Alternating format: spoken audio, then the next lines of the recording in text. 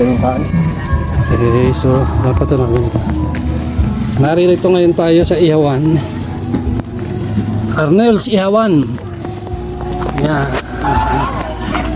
So Arnel, anong pamatay mo dyan? Bakit masarap yan? Kakaibang ingredients. Ingredients. Mga sekreto na ingredients.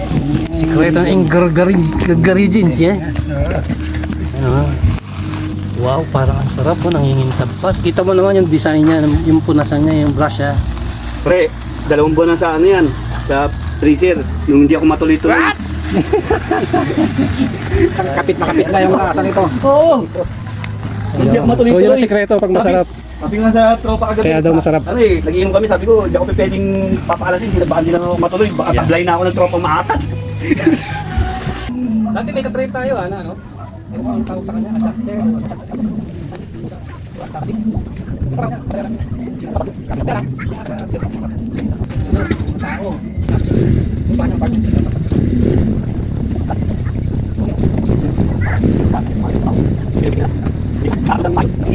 Kapatid yun eh. Kapatid yun eh. Tapos yung iba maasa. Kasi ang sabi, bahay.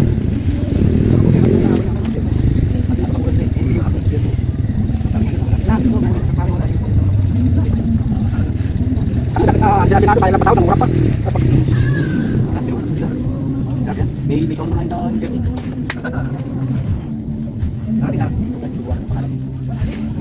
Hindi. Sila talaga mismo ang tatlong. Oo. Paano kung paano niya, maandang camera.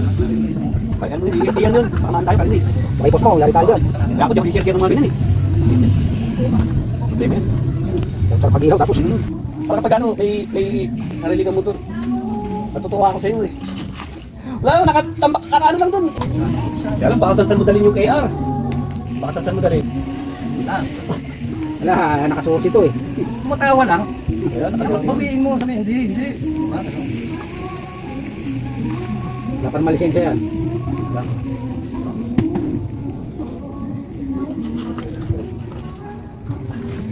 Ang daklit sa bukuhan. Ayaw niya.